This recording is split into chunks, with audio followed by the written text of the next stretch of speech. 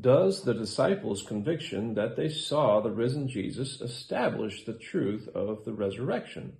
By Gary R. Habermas.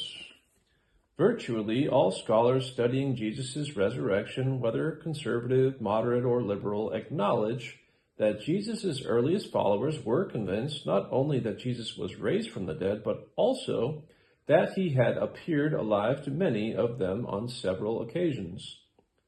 Further, scholars also almost unanimously recognize that the two former skeptics, James, the brother of Jesus, and Saul of Tarsus, turned into Paul, became believers after they too were convinced that they had seen the risen Jesus. Multiple grounds support this early Christian conviction.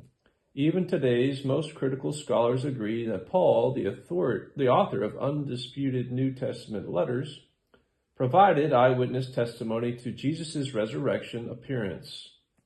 Further, Paul included a crucial report concerning other appearances of Jesus in the exceptionally early creed in 1 Corinthians 15, which is usually dated to the AD 30s. Paul carefully checked out this material with other key apostles in Jerusalem on at least two occasions, Galatians 1:18 through 2:10. Paul also knew that the other apostles were preaching the same message regarding the risen Jesus, 1 Corinthians 15:10 through 15.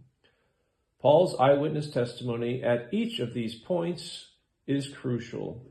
Moreover, the conversion of James from skepticism, the willingness of the earliest disciples to suffer persecution and even martyrdom, the empty tomb, and the presence of other early reports of Jesus' resurrection, especially in Acts, are further indications of the apostolic conviction that Jesus had been raised. In brief, the earliest Christian message was that Jesus had appeared to his followers after his death. Of the many evidences for the resurrection, the most significant is that the earliest disciples were utterly convinced they had seen the risen Jesus. The reason is straightforward. Virtually every contemporary scholar recognizes the strong data showing that Jesus died by crucifixion. So, if a number of persons, both individuals and groups, actually saw him afterward, this would constitute the clearest indication that he had been raised. No other evidence provides such a direct indication of this event. This is clearly what the witnesses proclaimed. Some critics may counter that while the early disciples truly thought Jesus had been raised, a natural hypothesis explains their beliefs.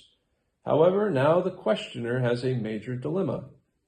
Natural theories have been proposed for centuries, and each fails by a large margin to explain the recognized historical data. Incredibly, most contemporary scholars even recognize this failure.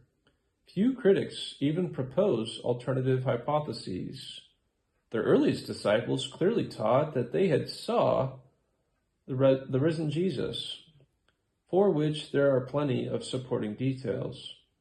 What happens when these facts are not naturally explained, as even the majority of the contemporary critical scholars admit? The resurrection of Jesus becomes the best explanation of the known data.